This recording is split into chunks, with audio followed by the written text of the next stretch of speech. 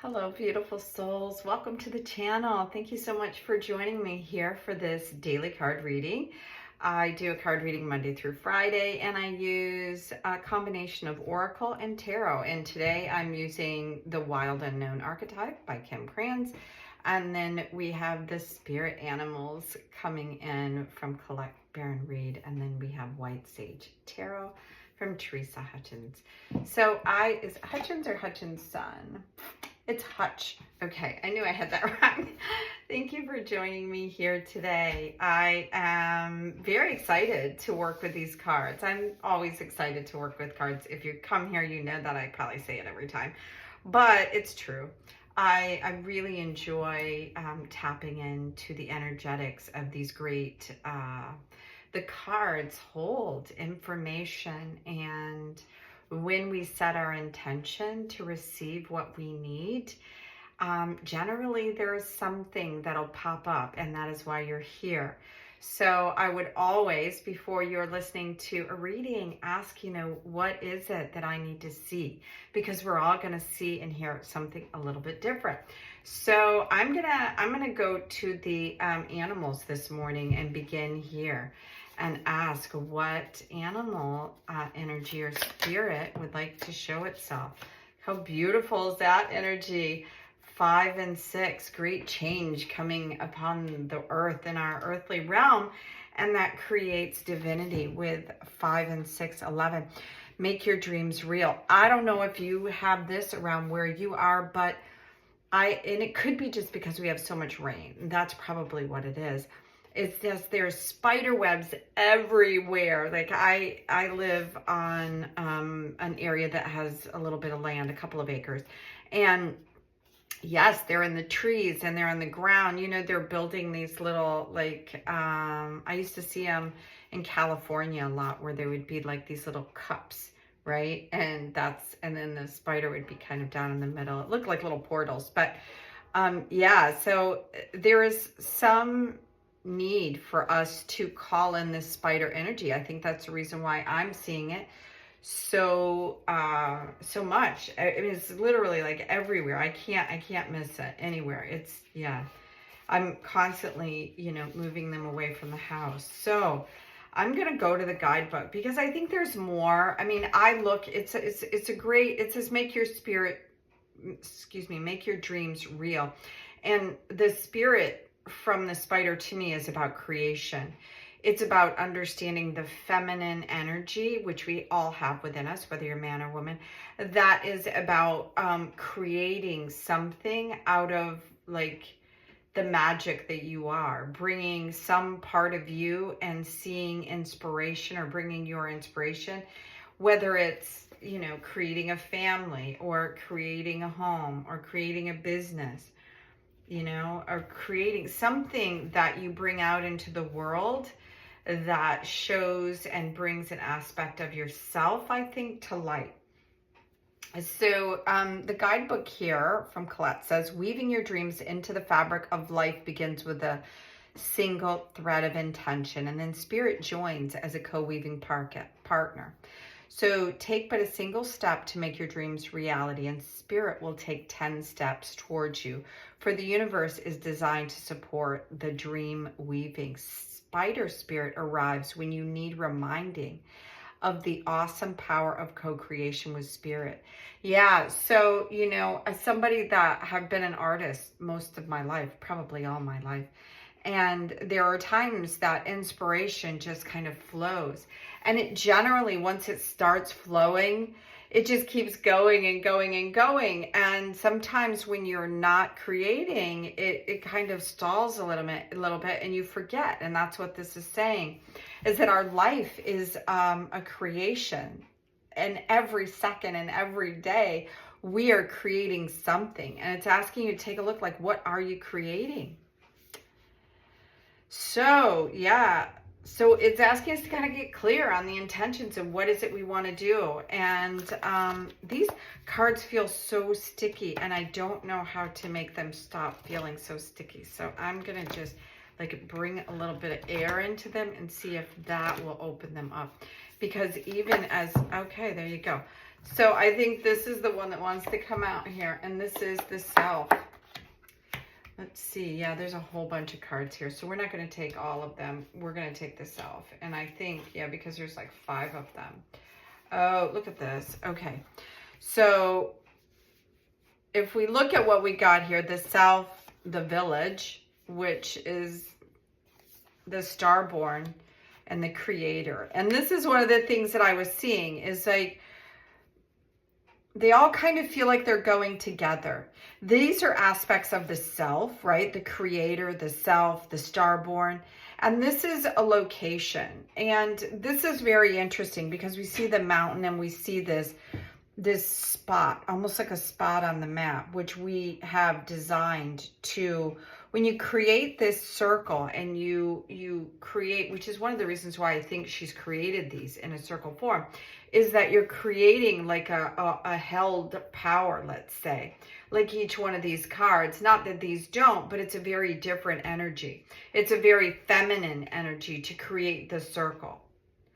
To, you know, and that's what we're talking about here with the spider and then the creator and all this energy here. That's exactly what it feels like. It feels like creator energy that's asking you to recognize really your own power and to start, you know, leaning into what does that really mean for you. The self is, it says the soul, the witness, the watcher, is the prism that allows the spectrum of our personality to radiate.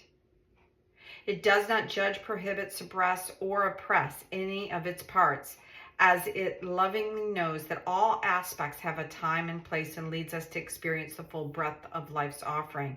The self is the central abiding container, the awareness of the infinite universe of possibilities. And it calls us to step back into the witness of, and to witness consciousness, to observe ourselves navigating the world. The self is graceful, and it's the mirror. So it says the self is a graceful culinary dancer, watching, waiting, observing as the spectrum of ingredients become the flavor of our life. Look in the mirror for 30 seconds or more and attempt to see the you behind you. So it's kind of, I think, an extension of what we got yesterday about us being part of all things. There is nothing that we are not. And interesting, like we get this creator card and then we get like this to ask us to understand who we are, what we're creating. This is, we are witnessing the world that we are creating, not the world like we think everybody else is in control of, but no, it's the world that we are creating. And if we don't like what we see, then all we have to do is change what it is that we feel about ourselves. And part of it is, I'll tell you a little story. I created something in my backyard and I thought I was doing it with the right intentions. I was part of this wonderful group and we were walking the labyrinth and I created a labyrinth on the land because I thought, well, that's a great way to really honor me and the land and sacred ceremony and all these things. And what I didn't do is I didn't ask the land. I didn't, because I'm a part of the land. I'm a part of all that is, and I don't see it that way. It's like I'm just walking around doing whatever it is I want. And I think we're all doing that to some degree. Like, this isn't a bad thing, what I was doing. It was done with all good intention. But what I realized is in doing that, as is the power of this center that I was just talking about. You are the powerful center. And what I saw this morning is that as we sit, we have, you know, if you look at somebody sitting in meditation, the top of the head is the highest point. And that's made for a purpose because the bottom half is to ground solidly into the earth, while the upper part of us allows for information to come down and through us like a pyramid. We're like a pyramid because we're an energy center. And this is, you know, this is the masculine energy, this upward point. And then the reverse of that is the feminine energy, right? And so, so everything that we're doing has an equal, like there's something that we're attached to. So when I created this thing in the backyard, I thought I was doing it for a good reason. But what I realized is that I created like a center for energy to kind of come in, and it wasn't natural to the area. And so like trees were trying to grow. I couldn't believe, like almost immediately a tree started sprouting up in the middle. And what I realized is that it was trying to change what I had done. Like it was trying to balance the energy. I had created this vortex of energy to go around in a circle, but it was for meditation purposes, giving offerings, and then release. And then, you know what I mean? Ask for things that I need, get inspiration, release. And in doing that, I was creating like a vortex of energy in a specific spot. And was that really what I wanted to do? So the great creator is saying that sometimes we're creating things in the world, you know, just because we're unaware, and they're not necessarily going to be the outcome that we wanted, because we were unaware of really our own true power as a sacred creator, of somebody that allows the spectrum of everything to radiate. Like through our, you know, just like the pearl, through our experiences, we are, you know, perfecting who we are.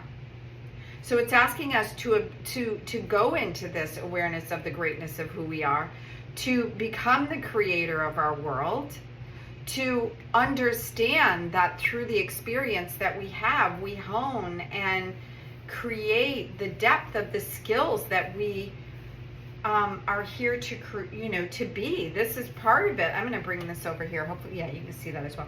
And I'm going to go to that card next, because the starborn is the divine child, the star child, the destiny.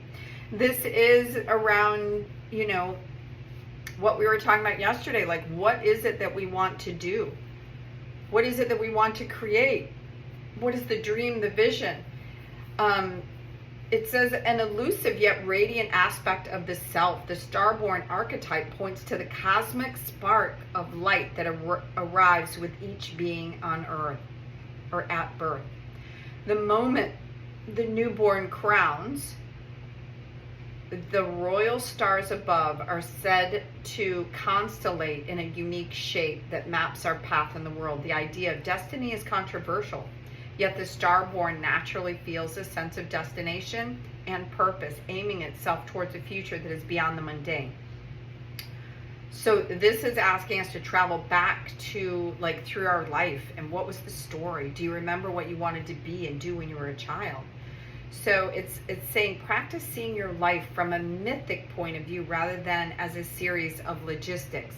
So mythic is more feminine, logistic is more masculine. Mythic is about feeling and sensing intuitively into who you are, and logistic is about analyzing it and figuring it out through the mind. Read the story of the three fates and envision yourself born under the stars with a unique destiny. So this is a really interesting reading. I hope you're enjoying it as much as I am. We're going to go to the second phase, because the next step from, like, parts of ourselves, that's what the archetype is saying, is these are aspects of us. We are the great creator. Spider is reminding us of that we are here through these experiences, and they want, you know, it's asking us to really kind of be to stop really. And where are we? Because we were all meant to be here for some reason. And then we go to the village, which is a hometown of family and tribe. And this is part of what we are born into, right? We are all, whether you believe that you picked the people that you are part of or not, the village represents kind of the conundrum. On one hand, it's a place that feels most like home, the place that we can always return to. And on the other hand, it's a very place you must leave, right? We all grow up and leave that place. And we do that because we need to grow and experience. And if we are lucky, we get nurtured in that space. and our creativity and our sense of self is very strong. But mostly we're all a little damaged and cracked when we get out of it, right? And we're not exactly sure, we're leaking energy here or there. We just know we can't be where we are anymore because it's too toxic. So it says, around the village, an unspoken boundary exists, one most villagers do not want to cross. Though some support your leaving, still you hear doubt. So this is also about going into this other aspect of you. So this is really just asking us to kind of get out of our own way, get out of what we've always known, step into the truth of why we were here, because we are destined to be sacred creators, and that this, everything that we want is a dream that we can make real. It's once we recognize our power, our innate power to be like this divine spark, like we were born to be.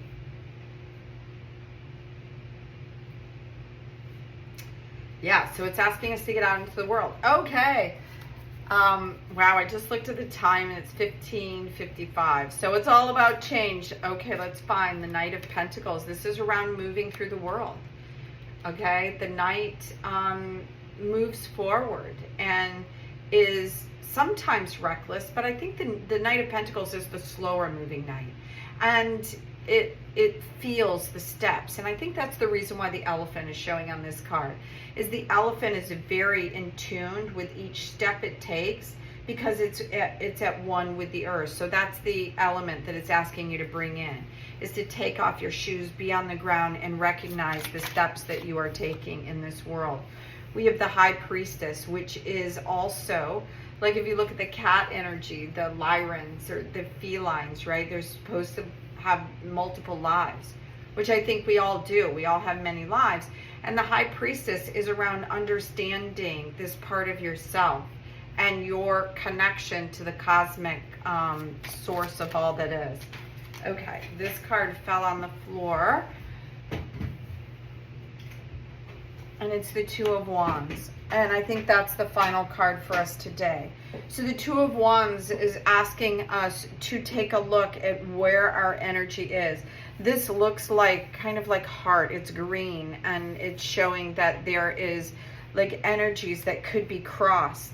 And I think what it's really telling us is that we're at a crossroads right now, because this is two and this is two as well. We're at a crossroads that's asking us to this is kind of like a change point. It's like if these loops were closed, it would be the infinity, right? Saying that we're going this way and we always come back around and we're doing it again. But each time we're going to cross in the middle where we're neither here nor there. And we get to see both sides if we're willing to pause and take a look. And I think that that's what this is. It's asking us to direct our energy in the place that we want to go. And we can only do that by being aware, by slowing down, by getting out of the boundaries that have held us. But we can't see the boundaries unless we quiet our mind and take a really strong look, and then move into the world that we want to create, expand ourselves, be a part of like all that is, be a part of the sacredness of what we were meant to be.